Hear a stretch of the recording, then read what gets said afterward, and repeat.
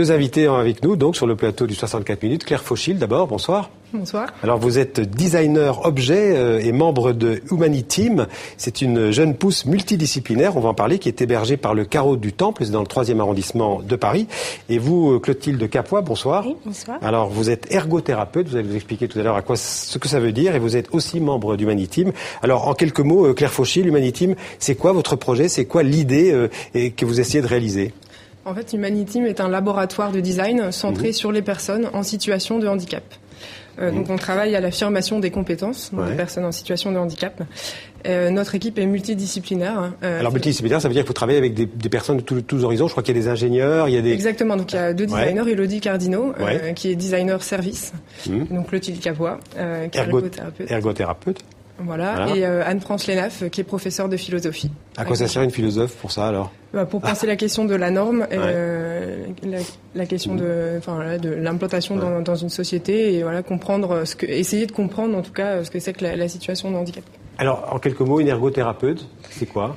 Donc c'est une professionnelle de la rééducation et un professionnel d'ailleurs, mais de la rééducation et de la réadaptation. Donc on travaille vraiment au contact de la personne en situation de handicap, en général à l'hôpital. Vous pouvez bien détecter ses besoins.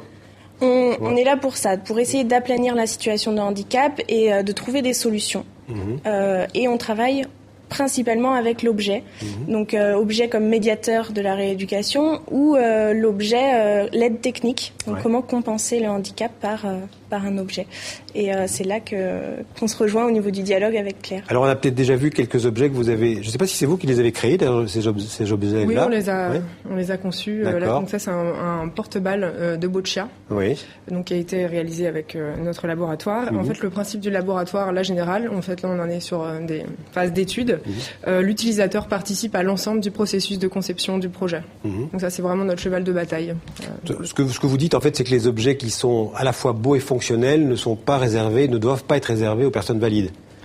Après, pas seulement, ça dépend des types de projets. Là, il y a peut-être des images qui vont passer sur projet d'équithérapie. Donc, c'est du matériel qui est aussi bien pour des gens qui se mettent à cheval et qui débutent que pour des gens qui sont en situation de handicap.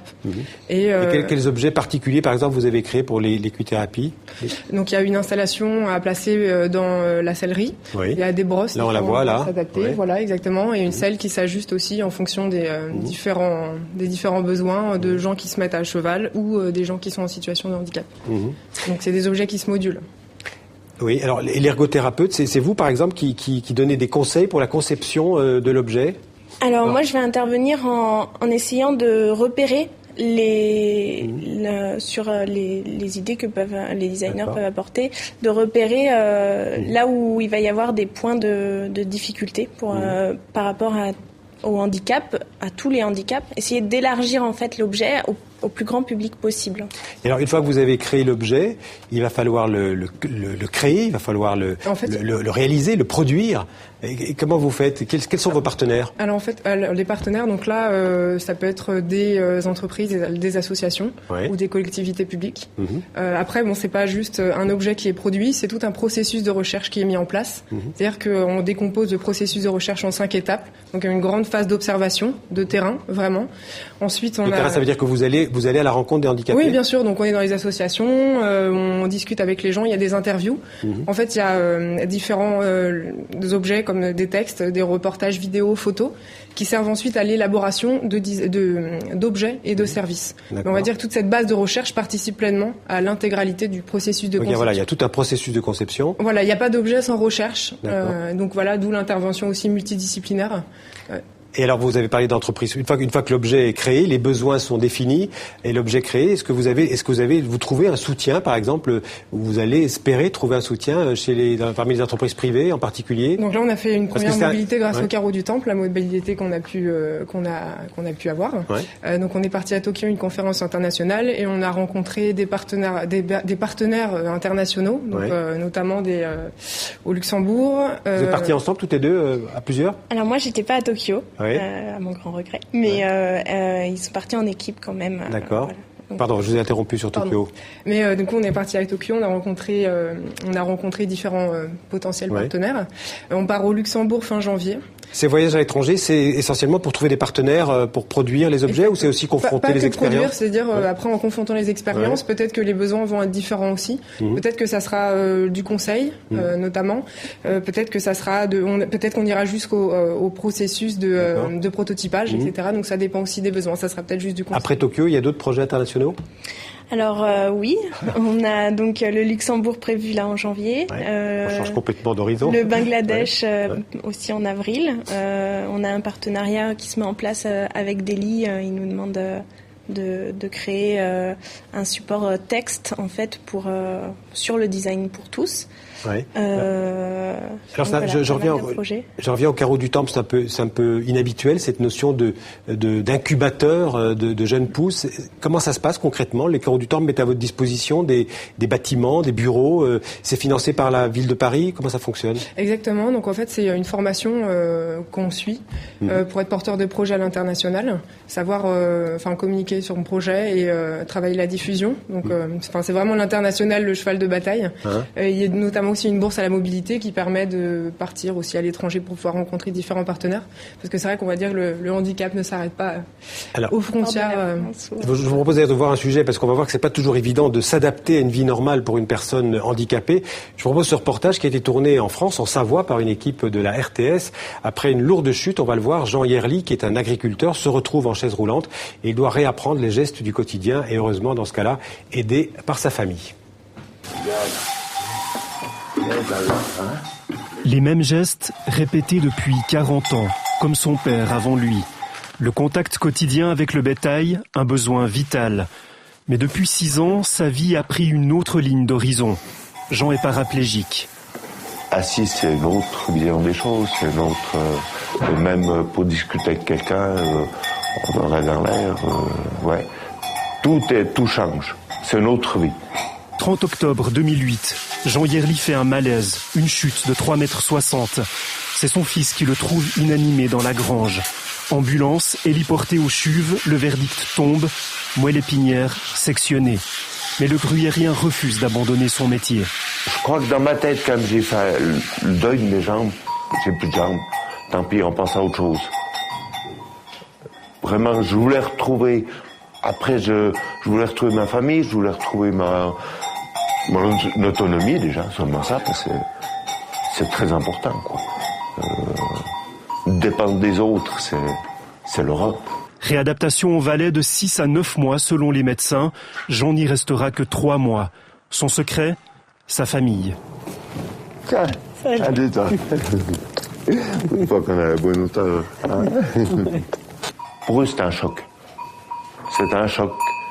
Je crois que sans la famille, sans les enfants, je ne sais pas s'ils seront encore là. Alors c'est un sujet qui montre bien que le handicap en France, c'est un vrai phénomène de société. En préparant le sujet, j'ai vu qu'il y avait entre 5 et 6 millions de Français qui déclarent un handicap et plus de 2 millions ce qu'on appelle en mobilité réduite. Donc c'est un vrai phénomène de société. Alors oui, c'est un phénomène de société, c'est un phénomène qui a besoin de trouver des réponses aujourd'hui, parce qu'on voit que, par exemple, avec la loi de février 2005 sur l'accessibilité, on n'a pas pu... C'est une loi qui était censée... rendre le lieu public... de facilitation, je dirais, voilà, pour la vie de tous les jours, pour les handicapés. Rendre les lieux publics accessibles. Et globalement, c'était l'accessibilité, en règle générale, pour la personne handicapée, de tous les lieux publics, les bâtiments, les écoles, etc., mais aussi la scolarisation. Est-ce qu'elle est réellement en pratique, cette loi ? Aujourd'hui, ils ont décidé de repousser l'échéance de l'accessibilité des lieux publics, par exemple, à 2025.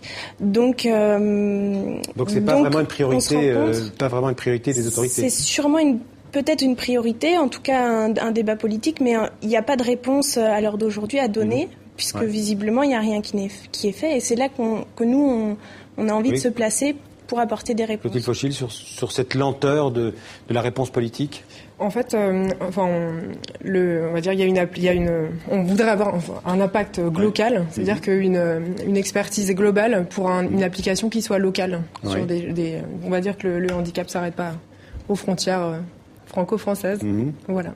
On va dire que c'est des questions qui sont internationales. Il y a des problématiques internationales. Dans vos recherches, dans votre travail, est-ce que vous avez l'impression que les pouvoirs publics, on a parlé des entreprises privées, mais est-ce que les collectivités locales, par exemple, les autorités publiques, vous soutiennent, comprennent ce que vous faites et sont prêts éventuellement à vous aider ? Ça commence bien puisqu'on a reçu la bourse pour travailler à ce sujet. Ouais, c'est aussi pour nous une validation du projet qu'on a élaboré tous ensemble en équipe et d'avoir reçu en fait cette bourse.